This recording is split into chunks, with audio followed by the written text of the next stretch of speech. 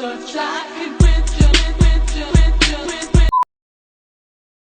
jadi sekarang kita berada di lokasi kedua, yaitu di Desa Pageraji, Kecamatan Maja, Kabupaten Majalengka, tepatnya di pesantren di tempat Kiai Haji Tubagus Latifudin.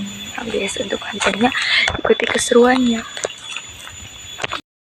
Di Majalengka, khususnya di blok pesantren Desa Pageraji, Kecamatan Maja, tersembunyi sebuah kisah yang begitu kaya dan penuh inspirasi tentang seorang tokoh ulama yang sangat dihormati dan disegani, yaitu Mbah Syekh Kiai Tubagus Latifudin.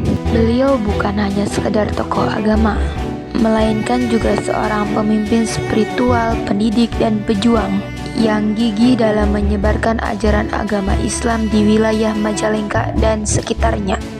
Jejak langkahnya masih terasa hingga kini, dan namanya terus dikenang oleh masyarakat sebagai simbol kearifan, kesalehan, dan keberkahan. Mbah Syekh Latifudin lahir dari keluarga yang memiliki tradisi keilmuan dan keagamaan yang kuat. Beliau adalah keturunan dari Syekh Abdul Muhyidd Pamijahan, seorang tokoh sufi terkemuka yang dikenal dengan nama Mbah Syekh Fakih Ibrahim atau Sunan Cipancar. Silsilah yang mulia ini menjadi bekal utama bagi Mbah Syekh Latifudin dalam menimba ilmu dan mengembangkan potensi diri sebagai seorang ulama. Sejak kecil, Mbah Syekh Latifudin telah menunjukkan minat yang besar terhadap ilmu agama. Beliau rajin belajar membaca Al-Quran, mempelajari hadis, serta mendalami berbagai cabang ilmu keislaman lainnya. Ketekunan dan kecerdasan membuat beliau cepat menguasai berbagai ilmu pengetahuan, sehingga di usia yang relatif muda, beliau telah diakui sebagai seorang alim ulama yang mumpuni. Setelah menimba ilmu dari berbagai guru dan ulama terkemuka, Mbah Syekh Latifudin memutuskan untuk mengabdikan dirinya kepada masyarakat dengan cara berdakwah dan menyebarkan ajaran Islam. Salah satu langkah penting yang diambil oleh Mbah Syekh Latifudin dalam mengembangkan syiar Islam adalah dengan mendirikan sebuah pesantren di kompleks makam yang kini dikenal sebagai Makam Syekh Tubagus Latifudin. Pesantren ini menjadi pusat pendidikan agama bagi masyarakat sekitar, tempat di mana masyarakat belajar tentang Al-Quran, hadis, fikih, tasawuf, serta berbagai ilmu keislaman lainnya. Berkat keberadaan pesantren ini, jumlah penganut Islam di wilayah Pageraji dan sekitarnya semakin meningkat dari waktu ke waktu. Sebagai seorang pemimpin spiritual, Mbah Syekh sangat peduli terhadap keamanan dan ketentraman masyarakat Pageraji.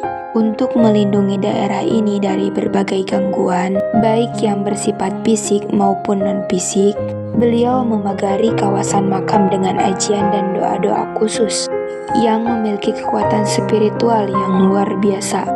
Dari peristiwa inilah daerah ini kemudian dikenal dengan nama Pageraji, yang berasal dari kata pagar yang berarti pagar dan aji yang berarti ajian. Setelah mengabdikan dirinya selama bertahun-tahun untuk berdakwah dan menyebarkan ajaran Islam, Mbah Syekh Latifudin wafat dan dimakamkan di komplek pesantren yang telah beliau dirikan. Meskipun telah tiada, namun nama dan jasa-jasa beliau tetap dikenang oleh masyarakat Pageraji dan sekitarnya. Setiap tahun masyarakat mengadakan acara haul untuk memperingati wafatnya Mbah Syekh Latifudin, yang dihadiri oleh para penziarah dari Kabupaten Majalengka, Kabupaten Cirebon, serta Indramayu, dan juga para tokoh-tokoh agama dari berbagai daerah. Tidak lupa juga oleh para masyarakat, keluarga, serta keturunan Kiai Haji Tubagus Latifudin. Untuk jadwal pelaksanaan haul ini, yaitu setiap bulan Syawal, sebagai bentuk penghormatan dan rasa syukur atas segala yang telah beliau berikan. Selain acara haul, salah satu peninggalan berharga dari Mbah Syekh Latifudin yang masih dijaga hingga saat ini adalah sebuah Al-Quran berusia 370 tahun yang dibuat dari kulit kayu. Kita Kitab suci ini dibuat sekitar tahun 1650 dan hingga kini masih dijaga dengan penuh rasa hormat olehku Bapak Ridwanuddin yang merupakan keturunan ketujuh dari Kiai Haji Muhammad Latifuddin atau Tubagus Latifuddin. Al-Quran ini telah dirawat dan dijaga secara turun-temurun dari generasi ke generasi dan kondisinya masih utuh serta sebagian besar dalam keadaan baik.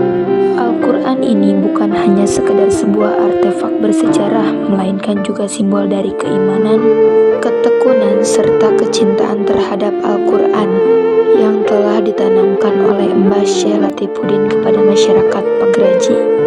Al-Quran dari bahan kulit kayu ini memiliki nilai sejarah dan spiritual yang sangat tinggi, selain karena keberadaannya yang langka dan usianya yang sangat tua.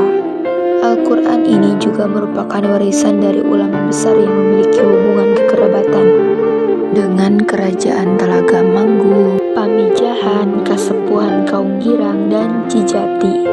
Keberadaan Al-Quran ini menjadi bukti nyata bahwa Islam telah masuk dan berkembang di wilayah Majalengka sejak berabad-abad yang lalu. Setiap tahun Al-Quran ini hanya dibaca sekali, yaitu saat memperingati haul atau wafatnya Kiai Haji Tubagus Latifuddin, dan pembacaannya dilakukan bersama warga setempat, khususnya surah Yasin. Pembacaan Al-Quran ini menjadi momen yang sangat sakral dan khusyuk, di mana masyarakat Pagraji dan juga para penjara yang datang berkumpul untuk mendengarkan ayat-ayat suci Al-Quran yang dilantunkan dengan penuh penghayatan. Selain membaca Al-Quran, hal yang dilakukan lainnya adalah berziarah atau seperti tahlil, serta memanjatkan doa. Namun, di balik semua kekayaan sejarah dan budaya ini, tersimpan sebuah keprihatinan. Banyak pihak menyayangkan kurangnya perhatian dari pemerintah terhadap situs bersejarah ini.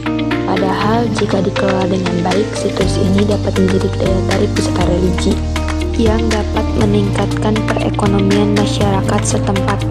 Oleh karena itu, sangat diharapkan adanya penelitian khusus mengenai jejak tulis tangan Al-Quran, serta pengembangan wisata religi di Desa Pagraji. Dengan adanya penelitian, kita dapat mengetahui lebih banyak tentang sejarah dan keunikan Al-Quran dari bahan kulit kayu ini.